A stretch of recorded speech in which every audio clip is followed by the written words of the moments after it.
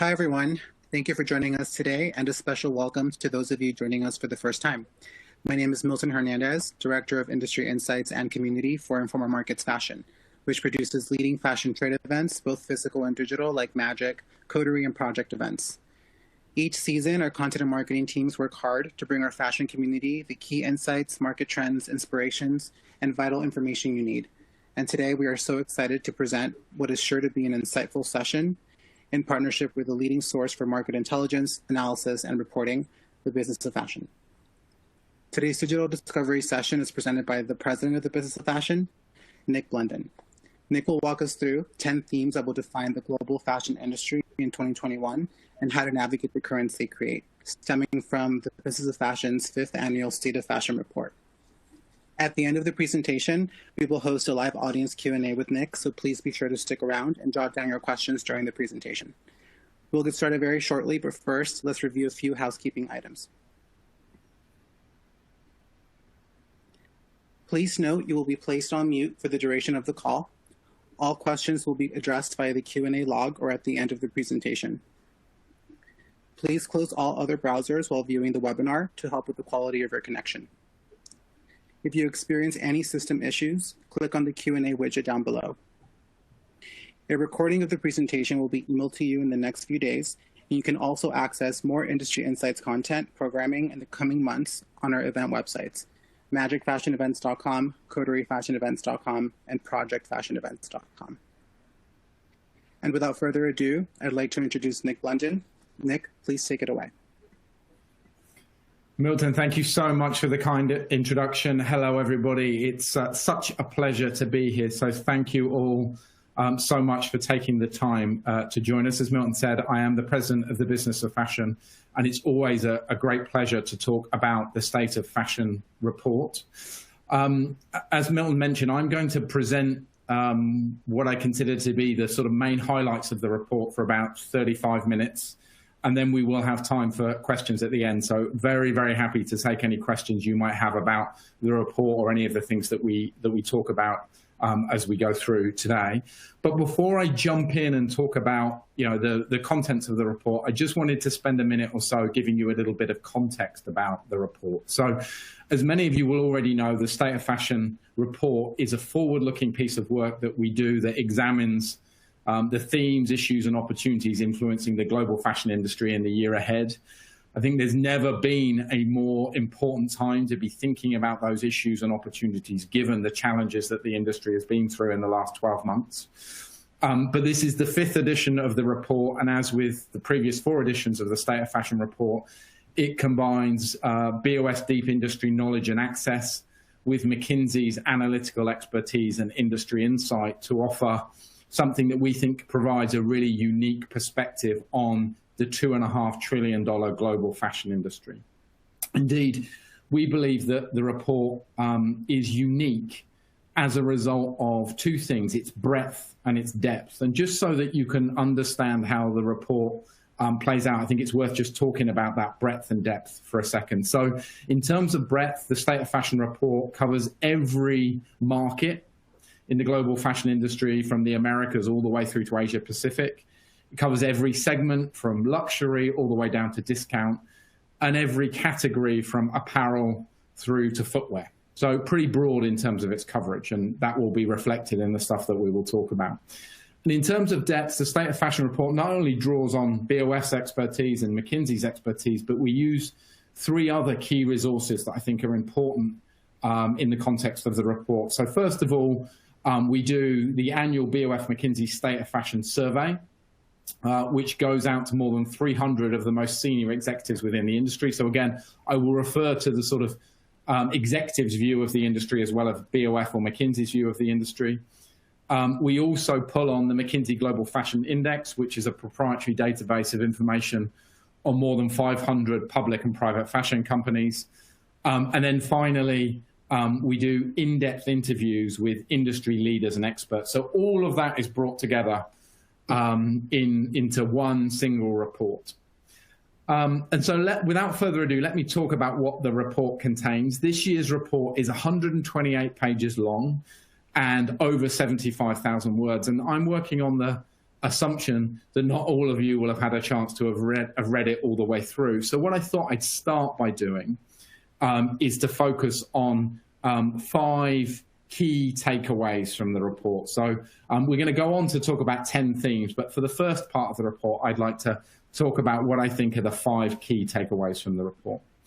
And the first key takeaway probably will not come as any surprise to you, but I do think that it is worth just reinforcing or underlining that the crisis that the industry is going through as a result of the coronavirus pandemic is likely to continue for some time. And in pulling together the State of Fashion report at the back end of last year, we actually did we modeled 2 different scenarios for the recovery of the industry. And when we talk about the recovery of the industry, what we're basically saying is how long will it take for the fashion industry to get back to the kind of size that it was in 2019 before, we all went into this coronavirus crisis. And those 2 scenarios, the first of those scenarios we called earlier recovery. And in that earlier recovery scenario, we assumed that in 2021, vaccines and advancements in medical treatments for coronavirus would enable us to get, or would mean that the coronavirus pandemic was brought under control relatively early in 2021. And in that scenario, we estimated that if that happened, the global fashion industry would recover to 2019 levels at the back end of 2022. And that was the more optimistic of our 2 scenarios. We also had what we called a later recovery scenario. And that assumed that although there was good news about vaccines, that actually it would be very challenging to roll those vaccines out. And as a result, we wouldn't really get the coronavirus pandemic under control until, towards the end of 2021. And in that case, our estimates suggested that the global fashion industry would not recover to 2019 levels until late 2023. And I'm very sorry to have to tell you, sitting where we are here in March 2021, that later recovery scenario looks much more likely. So although there are, clearly a number of signs of progress, we have multiple vaccines that have been approved. Some countries around the world are doing a good job of getting those vaccines out. I think, there are still significant challenges. So our view now is that recovery, the road to recovery is long, and we won't recover at a global basis. On a global basis, the industry won't recover until at least 2023 and probably late on in 2023. So that's probably not the news that you all wanted to hear, but I think, is the more realistic view of how long recovery is going to take. So that's the first key takeaway. The second key takeaway, and again, I think instinctively many of you will recognize this, that the crisis has accelerated several fairly fundamental key consumer trends. The most obvious of these is the shift from physical retail to e-commerce, this massive increase in the adoption of digital channels, driven, of course, by the fact that, in lots of parts of the world, lockdowns have resulted in, shutdown of physical retail stores, and consumers faced with a choice about where they consume fashion have gone to the only choice that's really available to them, and that is e-commerce and digital. Now, of course, there was, before 2020 and the coronavirus pandemic hit, a shift towards digital, but that shift has been dramatically increased as a result of the coronavirus pandemic, and we expect that to continue in 2021 and beyond. And I'll talk a little bit more about that when we talk about the key themes. So that's the first key trend that's accelerated. The second, again, many of you will be familiar with this, is this shift from formal wear towards casual wear. And again, this existed before 2020 and the coronavirus pandemic, but we've definitely seen a significant acceleration of this shift as vast swathes of the population have been forced to work from home as a result of the pandemic. And then the third key consumer trend that perhaps is not as obvious, but I think is just as significant, is this increasing awareness or heightened concern for sustainability, particularly amongst consumers. So again, if you look back on the State of Fashion reports for 2018 and 2019, we did talk about the fact that sustainability was increasingly an issue for both the demand and the supply side of the global fashion industry. But I think, faced with a global health crisis of the sort of magnitude of the one that we are currently living through, clearly consumers have conflated that with, increasing awareness of, the damage that human beings are doing to our planet and the need to address the sustainability crisis. So, we see those trends as accelerating very, very dramatically right now, or very, very significantly, and that they will have a dramatic effect on the global fashion industry going forward. So that's the second key takeaway. The third key takeaway that sort of links to that is that for the last 20 odd years, the playbook for success in the global fashion industry has remained relatively consistent. It's different by segment. Success in luxury looks different to success in discount, but broadly, the industry has remained relatively stable, and therefore success and the way that companies achieve success has remained very relatively stable. Our view now is that the crisis that the industry is going through as a result of the coronavirus pandemic has essentially torn up that playbook. The crisis has disrupted almost every aspect of the fashion industry, from supply chains through to sourcing, all the way through to store economics and channels of distribution.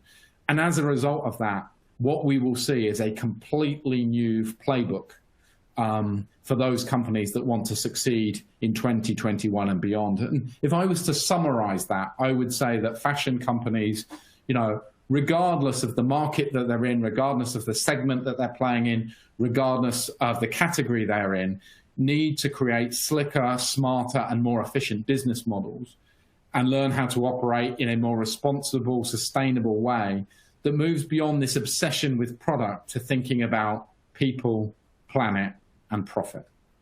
So that's a fairly significant change. Off the back of that, our view is that the gap, which has always existed in the fashion industry between the winners and the rest of the industry, will widen. And again, if you think back to those of you who have read the State of Fashion report in the past, we have commented on the fact that, the fashion industry as a whole is relatively polarized between, a relatively small number of winners and the rest of the industry. And we talked about in last year's report that if you looked at listed fashion companies, admittedly only a subset of the industry, but a subset of the industry for whom there is a lot of information available, it's surprising to find that in last year's report, we found that 57% of listed companies in the global fashion industry, were either losing money or unable to cover their cost of capital. And we call those value destroyers, which means that less than half of the listed companies in the global fashion industry, even in the good times, are creating a profit and covering their cost of capital. Now, that situation has been made significantly worse in 2020. And the reason for that is by our estimates, we believe that economic profits generated by the global fashion industry in 2020 dropped by more than 90% as compared to 2019. And that's an unprecedented drop in profitability for the fashion industry. Nothing like that has been seen, certainly in the modern history of the fashion industry. And what that means is that puts pressure on every single company clearly operating in the global fashion industry. But if you were doing well going into the crisis, you were one of the winners or super winners, like LVMH, clearly you are able to weather, that kind of challenge much more easily than companies who were struggling going into the crisis. So, that's why you see LVMH, despite the crisis the industry is going through, still able to go through with its acquisition of Tiffany, albeit at a lower cost. Whereas you have companies like JCPenney, J. Crew, Neiman Marcus that were struggling before the coronavirus pandemic hit, and as a result of that pandemic have gone into bankruptcy. So, this industry is becoming more and more polarized as a result of this crisis. Then the final takeaway that I will lead with you is that we believe that 2021 is going to be absolutely pivotal in shaping the industry for years to come. And I think it's, faced with the kind of, unprecedented uncertainty that the fashion industry is going through right now, there is a real temptation, particularly amongst fashion executives, to say, look, we need to take a step back, and we need to pause, and we need to try and, not make too many decisions when we know so little about how the world is changing and how the fashion industry is changing. And our view is actually now is the time for decisive action, that the winners that will come out of what is a very, very challenging time for the fashion industry will be the ones who take decisive action now. That in every crisis, those companies that act quickest and most decisively are the ones who come out of it in the best shape. And therefore, there is an absolute need for the industry as a whole and companies within the industry to start thinking about how we change, how the fashion industry will change, and how it will change for the better going forward. So those are the 5 key takeaways. I hope those make sense. Very happy, as I say, at the end of this to talk about or to answer any questions relating to those 5 key takeaways. But now I want to sort of shift gears a little bit and talk about the 10 themes that we think will shape 2021 in the context of the global fashion industry. And this is something that we do each and every year as part of the State of Fashion report, and it's often the most anticipated part of the report. And each year that we do these 10 themes, we break them down into 3 categories. The themes that relate to the global economy, themes that relate to the consumer, the global fashion consumer, and themes that relate to the fashion industry itself. We've done that again this year. So what I want to do is start by, as I explore these themes with you, by talking about 2 themes that we believe that relate to the global economy. And these relate a bit back to the key takeaways that we've talked about, but I still think they're very much worth exploring.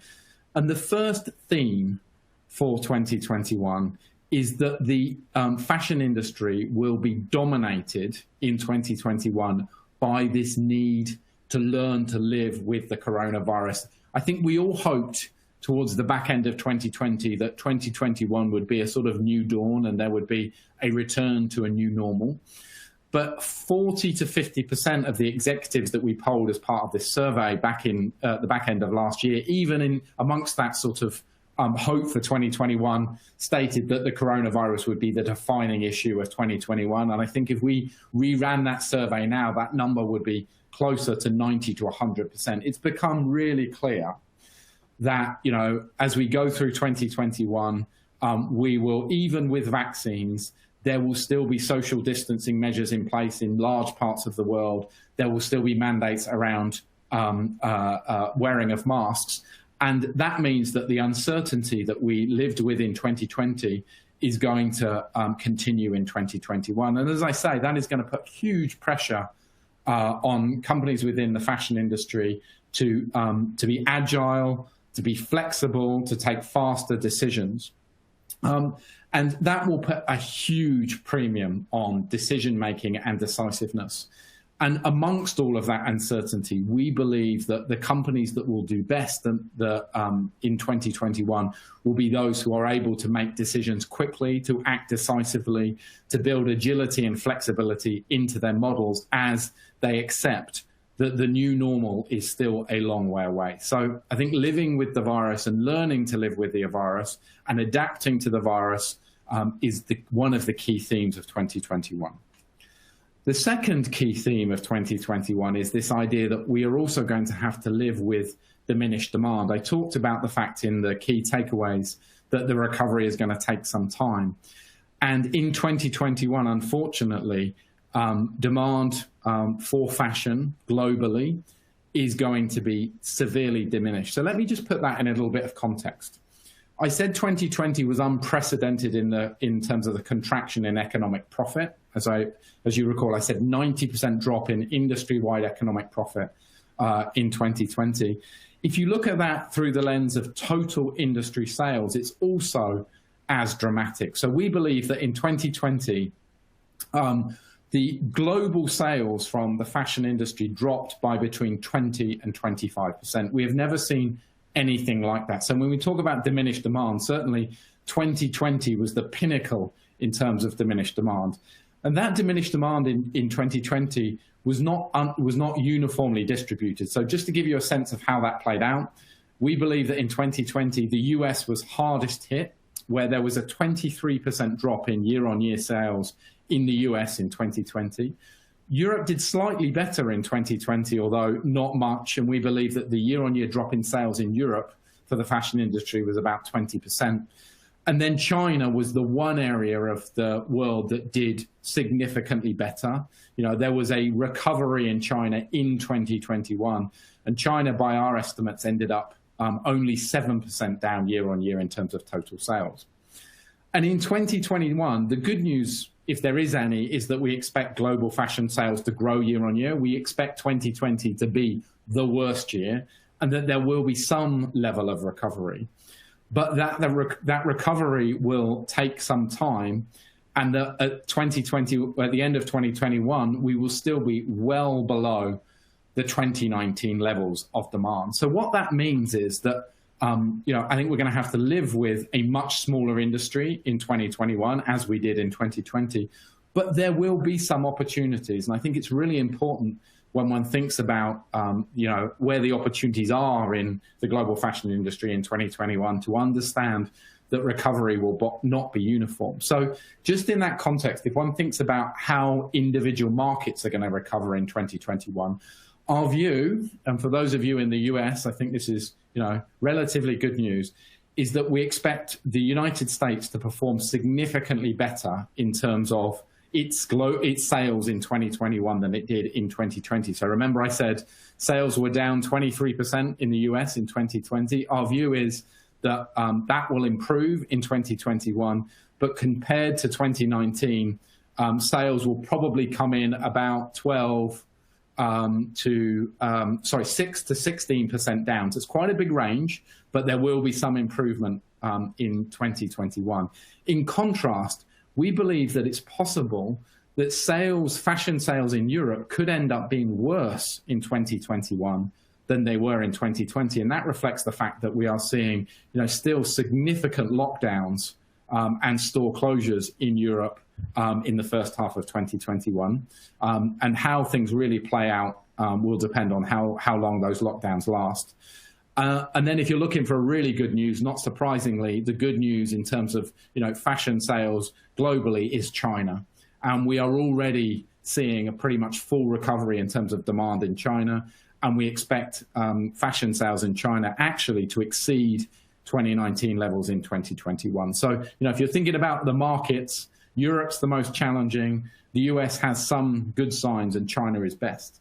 But if you also think about segments and you're thinking about where the opportunities are in relative terms, we also expect the luxury segment to recover more quickly than any other segment. And that's consistent with what we saw after the global financial crisis in 2008 and 2009, where luxury came back more strongly than other segments. So clearly, there will be opportunities in relative terms in luxury. In addition, we think discount will recover more quickly than other segments. I think the key challenge will be in the mid-market, where really high levels of inventory that hasn't sold will hold back the recovery there. And then in terms of categories, I think that some categories will probably do better than others in 2021. Our view is that beauty will bounce back relatively quickly, as will footwear and leather goods. I think it will be more challenging in ready-to-wear clothing. As I said, there is a real inventory challenge there. If you're looking for opportunities in and amongst all this diminished demand, those are probably the ones to look for. So those are the sort of themes that we think will impact on on the global economy. I'd now like to talk about some of the shifts or the themes that we think will impact with regard to consumer shifts. And the first one of those relates back to one of the consumer trends that I talked about earlier in terms of acceleration. And one of the defining themes of 2021 will clearly be what this sort of shift to digital. And we've called that theme the digital sprint. Now, what's interesting about that is there will clearly be winners and losers in terms of this massive shift in consumer sentiment and consumer behavior towards digital. Some of those winners are really obvious already. One only has to look at companies like Farfetch, which are, almost exclusively digitally orientated. And if you look at the share price of Farfetch and, the growth in its top line, you will see that it's really benefited. Other winners in terms of the shift to digital are companies that have already made, significant progress in pivoting their businesses towards digital, and Nike is another, classic example of that. But we do think as 2021 goes through that other companies will benefit from, or will see opportunities in this shift to digital. And those companies will be the ones that are able to optimize their online experience and sort of shift their channel mix and their thinking. And what I mean by a shift in thinking is fundamentally, if I was going to categorize that, I think those companies that are able to shift their thinking from the old way of thinking about digital as how can digital augment my other channels, to thinking in a very much digital first context, where they think about how can the other distributions that I have really benefit digital, will be the ones that really take advantage of this shift to digital. We also think that there will be really interesting opportunities for those companies who are able to move away from thinking of digital as just a transactional environment and think about it in the context of how can I use digital to improve discovery. As more and more people spend more and more time in digital channels, I think that there are opportunities to solve one of the challenges with digital in 2021 is that challenge around discoverability. And I think there will be companies in the fashion industry that address that challenge will, in relative terms, be the real winners. So that's the first significant theme around consumer shifts. The second one is something that I think is really interesting. And I talked about this idea that one of the key trends or one of the key things that's accelerating in the world of the consumer is this focus on sustainability. But I think there's also another area that's tangential to that is also a key theme for 2021.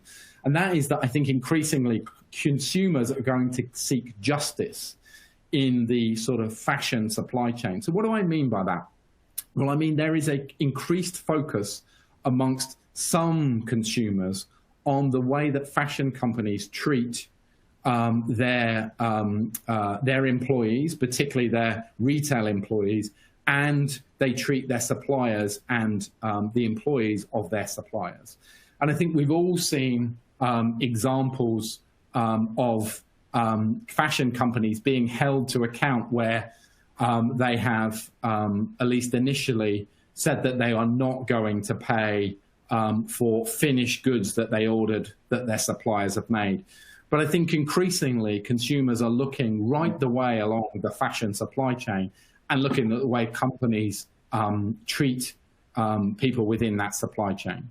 And our view is, one, this is a long overdue thing, that, more transparency about the way companies treat people within their supply chains is a good thing. But I think it also presents opportunity for those companies that are able in 2021 to make significant positive steps towards the treatment of their employees and indeed the treatment of workers all the way along their supply chain. Now, clearly not every company will be able to make progress there, but those that will be rewarded by consumers who increasingly are looking to spend their hard-earned money with companies that share the values that they have about responsible business. So I think that's the second key trend around sort of consumer shifts for 2021.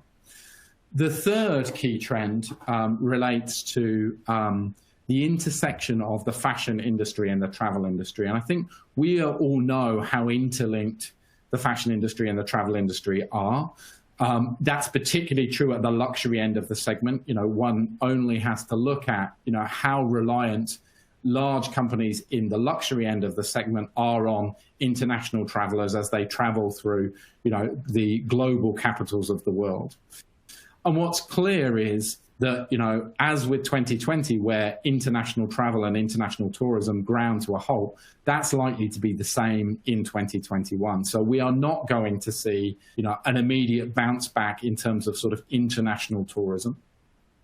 Indeed, I think it would be fair to say that if it's going to take a while for the global fashion industry to sort of recover, to 2019 levels is going to take even longer for the global travel industry, particularly the tourist part of the global travel industry, to recover to its 2019 levels. And that's going to put a lot of pressure on companies within the global fashion industry that were reliant on those tourists. But again, I think it also there are also opportunities, and we've seen these opportunities play out already with companies looking at how they can service the Chinese consumer in China, because clearly Chinese consumers are still spending. We've seen that with the rebound in the Chinese fashion industry. They're just spending increasingly in China rather than as opposed to internationally. So that's one opportunity. I think that's true in Brazil and other, particularly in the luxury end of the market, other key sort of drivers of global tourism.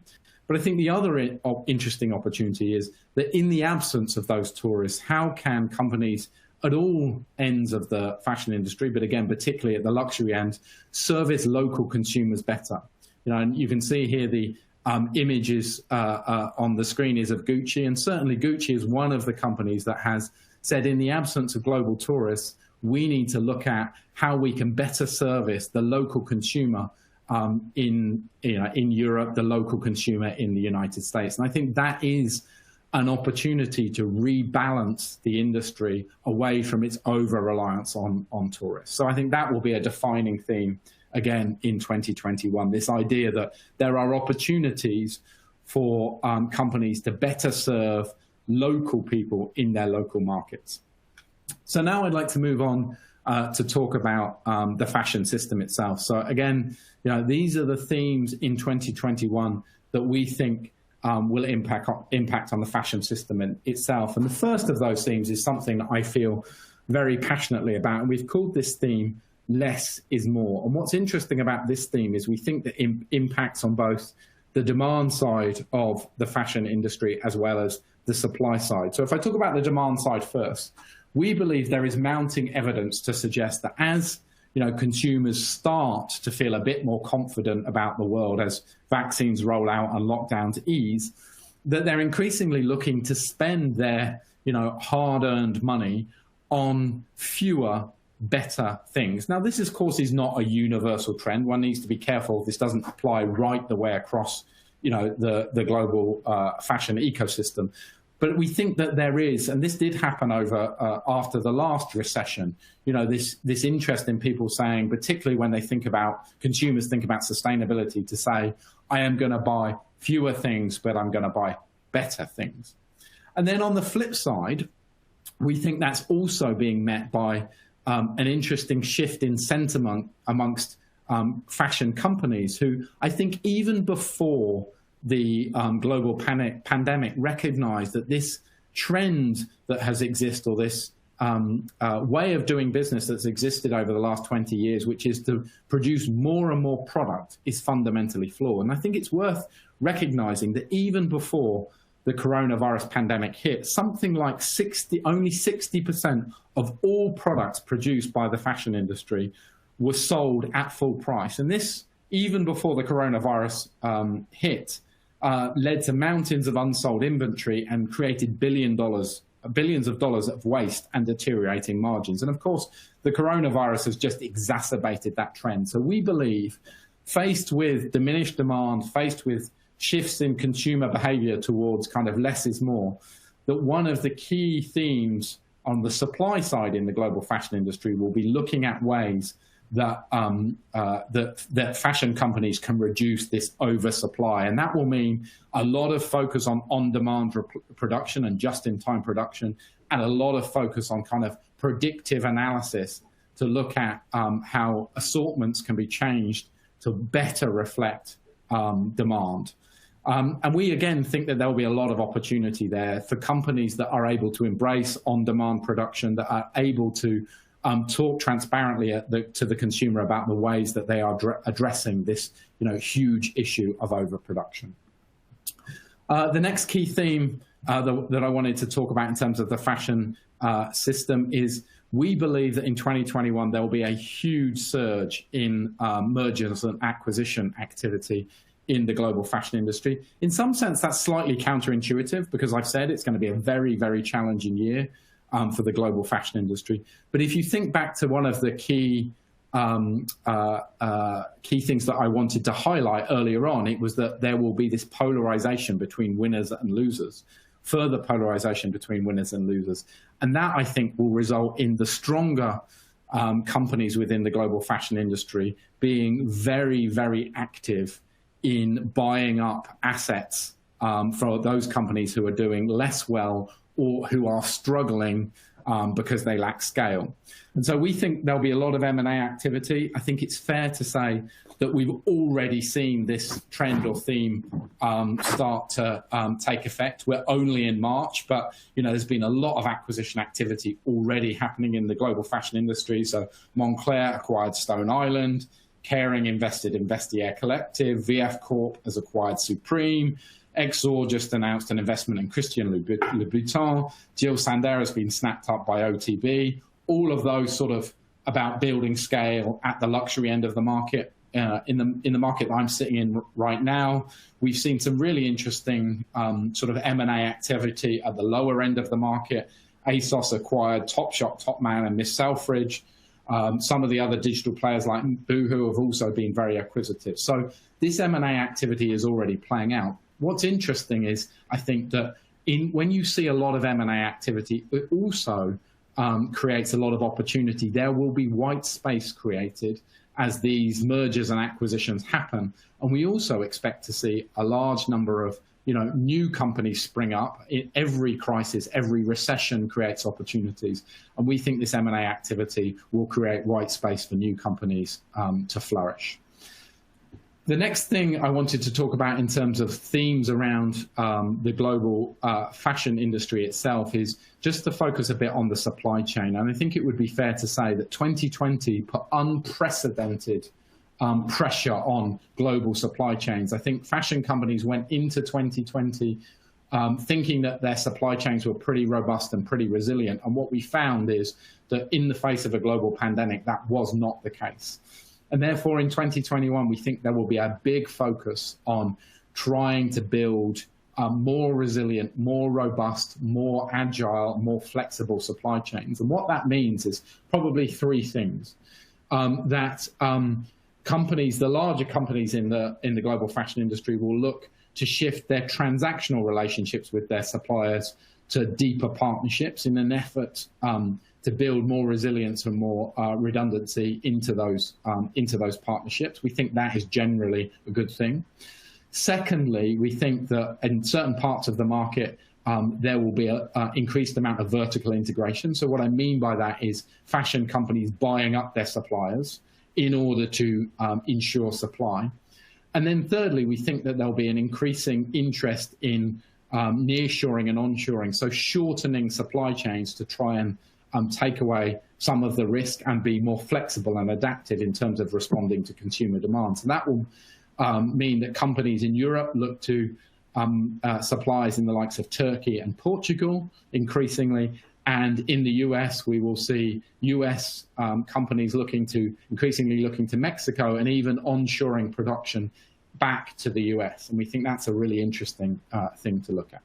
And again, will create opportunities for companies in the global supply chain. The last two themes that I just wanted to focus on in terms of the fashion industry itself is the ninth theme, or the second to last one in that category, relates to retail. Now, there have been lots of questions, and whenever I present State of Fashion, I get asked, are we seeing the death of physical retail? And I think the answer to that is categorically no. But in 2021, there will be, without doubt, a reduction in physical retail. I think it would be fair to say that the industry was oversupplied. And as companies start to think about opening up their physical footprints in markets like in the US and in Europe where there have been lockdowns, they will certainly look to optimize their physical retail footprint. And they will have to think very, very carefully about the economics of physical retail in a world where we are still living with the virus. What that means is, stores, the number of stores that come back online will be smaller. They'll be more integrated with digital. They will probably, for the most part, be more experiential. And many of them will be more local. And that, of course, is interesting because it, again, opens up opportunities. We think the balance in power between landlords and retailers will shift in favor of retailers, which will help drive this rebalance of the retail footprint, but also will open up opportunities for those companies that haven't classically been in physical retail to pick up really interesting physical retail assets in a world where there's going to be a big shakeup. So there are opportunities there.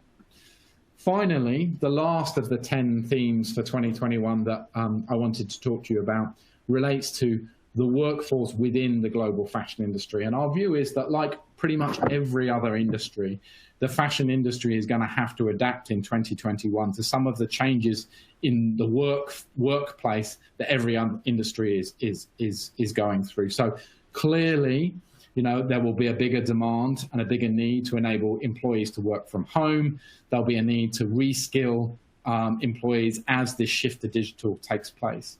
We also believe that faced with a sort of existential crisis like a global pandemic, that employees within the global fashion industry will increasingly be looking for a greater sense of purpose and belonging.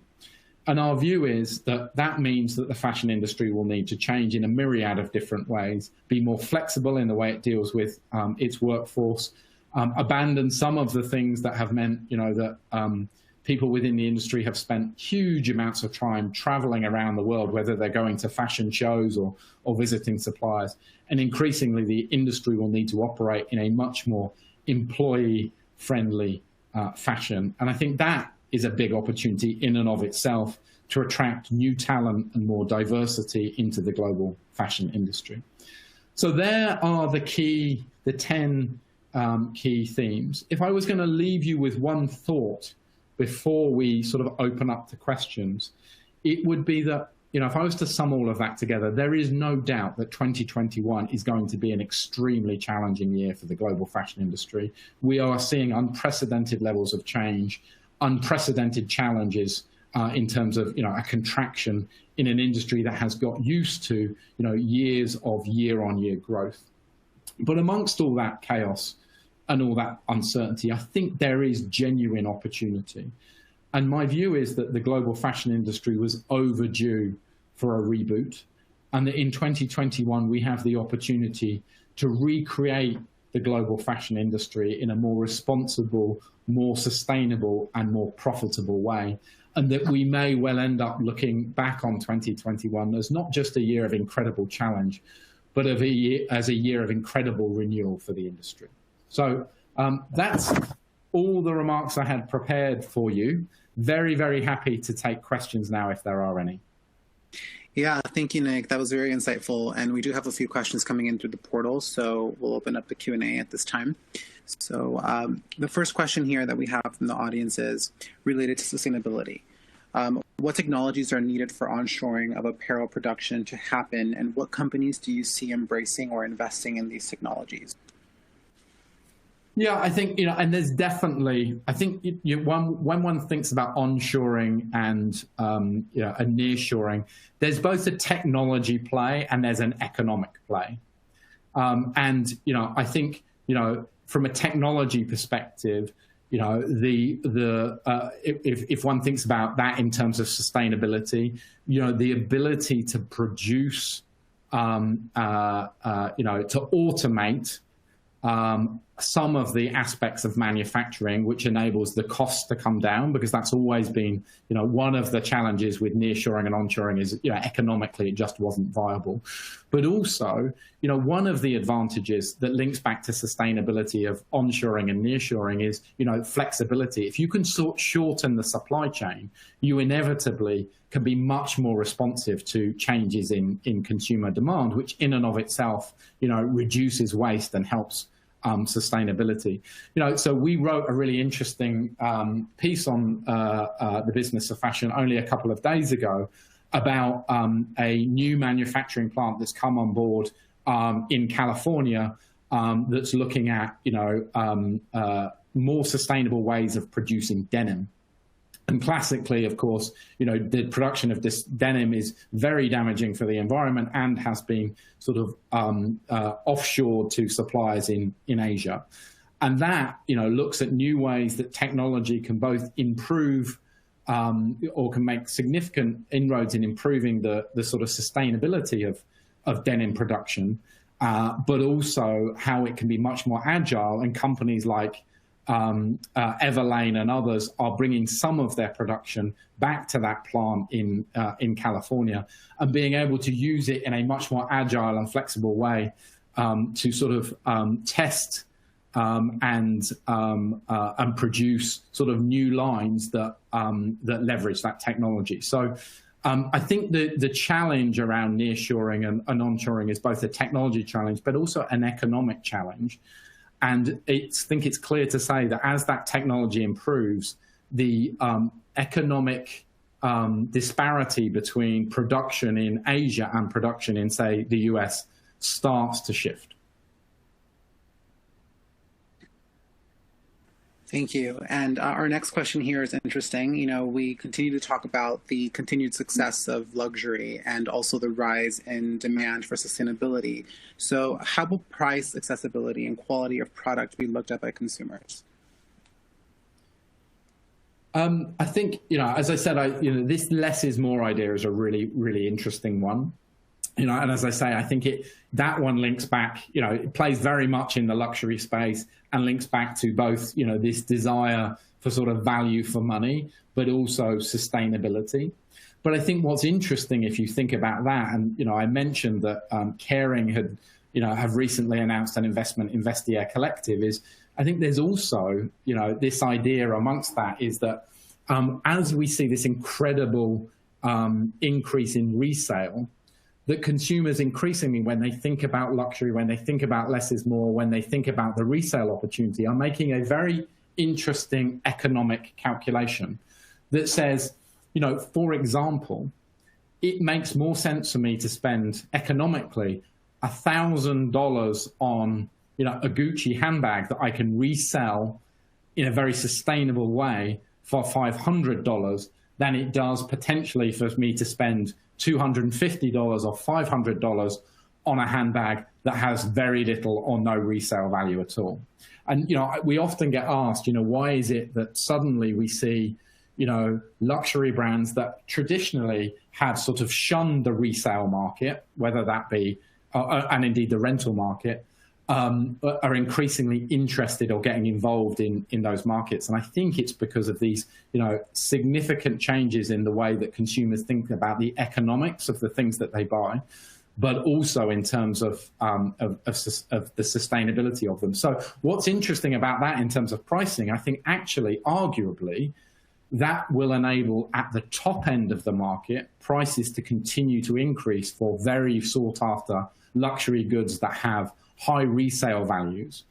But as I say, in that sort of middle market, I think that will put a lot of price pressure on, goods that are relatively expensive or products that are relatively expensive but have little to no resale value. So I think that's a really interesting dynamic one thinks about, that sort of intersection of sustainability, trading up, and luxury. Thank you. The next question here is around emerging brands and emerging designers. What does the landscape look like for the small players and brands that are just starting out in the industry? What should they focus on to ensure survival? Yeah, I mean, it's a great question. And one of the things, and this is, the title of this presentation is Finding Promise in Perilous Times. And as I said, clearly it's a very, very challenging environment. But what we've seen both in the fashion industry and in other industries is at periods of of intense pressure of change, in recessions, that is a time of also great creativity. So I don't want to sort of make it sound like it's really easy. If you're an emerging designer, it's incredibly challenging out there. But I do believe that amongst all this uncertainty and chaos, there are opportunities, and that we will look back on this period as a very vibrant time in terms of the emergence of new designers and new brands. But clearly, one has to pick one's focus very, very, very carefully. And as I mentioned, I think the shift to digital is opening up opportunities as consumers shift the channels in which they buy things, they're increasingly more open-minded about who they buy from. And, if you are an emerging designer right now, there are a large number of, large digital platforms that can help, with your discoverability. So I think, if you're an emerging designer or an entrepreneur right now, I mean, it's obvious, but focusing on the digital opportunity, given, that the shift, one has to only think about, if you think about the statistics, I think in the final 8 months of 2020, the share of fashion sold online went from 16% globally to 29%. And that's the equivalent of a 6-year increase in sort of the shift to digital. So, if you're an emerging designer or an entrepreneur in the fashion industry, clearly, you're looking at digital. I think in terms of markets, you need to be looking at where the opportunities are. Our view is much more optimistic now on North America relative, or the US relative to Europe. And then, clearly a big focus on China. So there are opportunities there. And then I also think, one needs to be thinking about, what segments that you're in. So, much easier if you're an emerging designer focusing on luxury right now than if you're a designer focusing on the lower end of the market. So I think, my advice, such as it would be, to think very carefully about the channels, the markets, and the segments that you are focused on, because though there are opportunities, as I also said, I firmly believe that with a large amount of M&A activity and, significant bankruptcies in the industry in 2021, white spaces will emerge, and looking at where those white spaces are and leveraging those white spaces is sort of the key to success. Thank you for that. And I think the next question here that we have is a bit more specific to categories. How long will the acceleration of casual wear last, and what does this mean for the more classic fashion categories? So again, it's a great question. And, we talked about this acceleration of the shift from formal wear to casual wear. And my view is that is, a long-term trend, but clearly 2020 and indeed 2021, are accelerating that trend.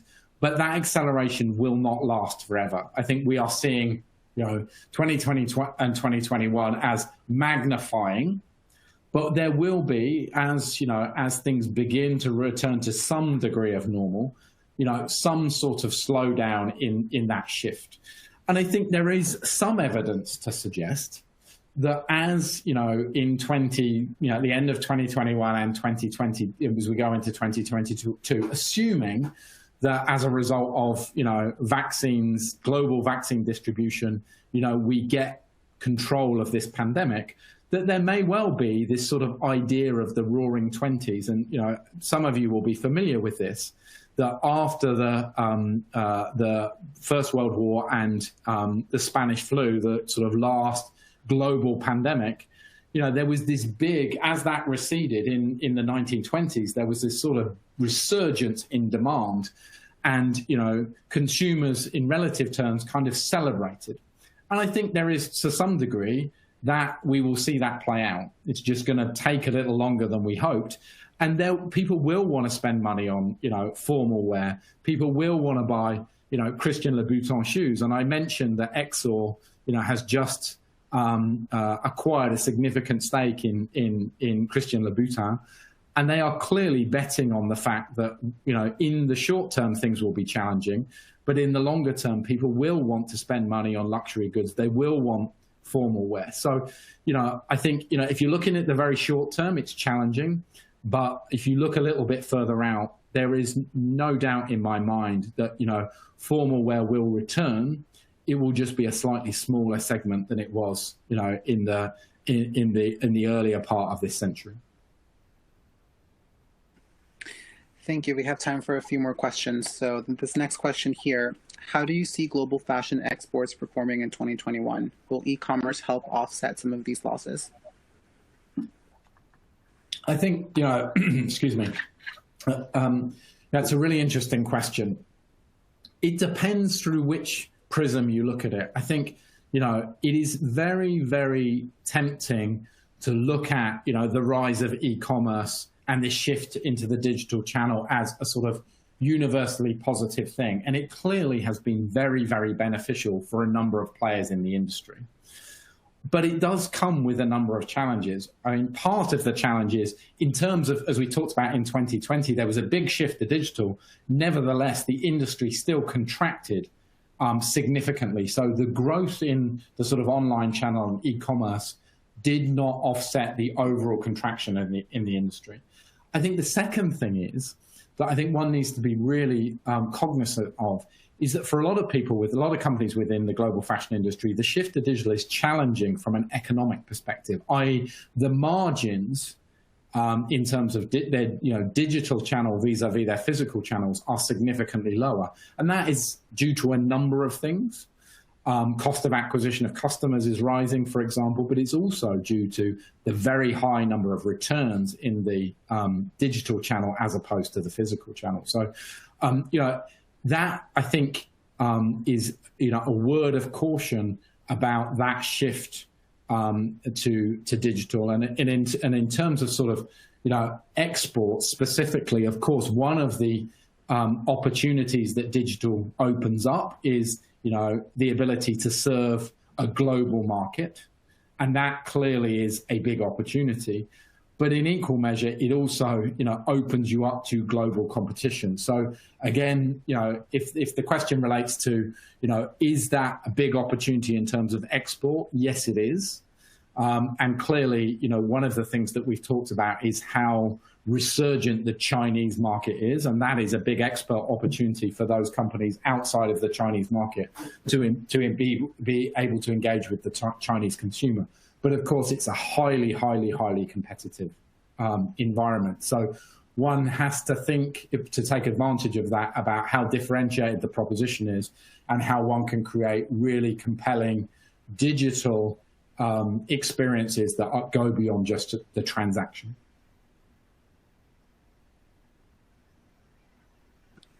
Fantastic. Thank you so much for that. I think we have time for one or two more questions. So I'll give the audience a short little amount of time to submit their last bits. But while we get there, we have one more question specific to another category. The question is, according to the data, how will the children's market fare, mainly children's retail? Yeah, that's a challenging question for me to answer. We did not go down into great detail this time into the children's market. One of the really interesting things about that market is it does prove to be relatively resilient because, of course, one of the things that drives the children's market is, the inevitability of, and as a parent, I'm very aware of this, the need to replenish, children's clothing as they grow. So that has an inevitable cycle to it. I think what's really interesting in that market, though, again, this trend towards sustainability, I think, is playing out in that market too. So, I think, people are, the children's market is people are very aware of the kind of, the sustainability challenges of that market. So it's really interesting to see, in particular, some of the fast fashion companies that have really benefited or really, have really benefited from the children's category, starting to introduce, sustainable children's collections, which, at one level you would think is kind of counterintuitive, but I think really plays to, the concerns that parents who are buying, clothing and fashion for their children have about the environment itself. But unfortunately, we don't have very specific data about the children's category relative to other categories. I can just give you an instinctive response that my view would be, based on my experience, that that category will prove, in relative terms, relatively robust.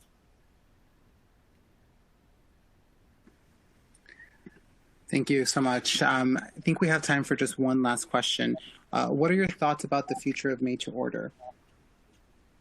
Yeah, I mean, as I mentioned, in the context of one of our key themes for 2021 being less is more, I think made to order is a really, really, really interesting area for the industry. I think, as I say, it plays to that theme. It has key components of sustainability about it. I think technology is improving dramatically in that area. And I think we are beginning to see a shift in sort of consumer sentiment, where previously one of the things that held, the made to order market back was just consumer, expectations about, driven by, Amazon and other digital players about, if I want to buy something, I want it now. And I think from a consumer perspective, there is a significant shift towards saying, look, certainly for certain items, I am willing to wait. I am willing to trade off, my expectations about having something now in order to get something that is made to order that has, real, benefits in terms of sustainability.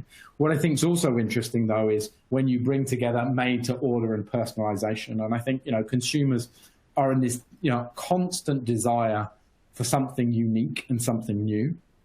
And that's challenging in the context, as I say, of sort of less is more. But where you find an interesting intersection is made to order and personalization. So I am very bullish about made to order. I think it is an absolutely integral part of the fashion industry's ability to address the sustainability challenge that it is going to have to come to terms with. It's not the only solution to that, but we have to, as an industry, solve the oversupply issue. And I think made to order at every level, not just at the higher end of the spectrum, is a really, really important element of that. Well, thanks again so much, Nick. I wish we had more time. There's an abundance of questions here, but I appreciate your time, and for everyone here for tuning in. As I mentioned at the beginning, a recording of the presentation will be emailed to you in the next few days. And of course, stay tuned for more Industry Insights content programming in the coming months by Informa Markets Fashion. Thanks again, Nick, for your time. Thank you all so much. I really appreciate it.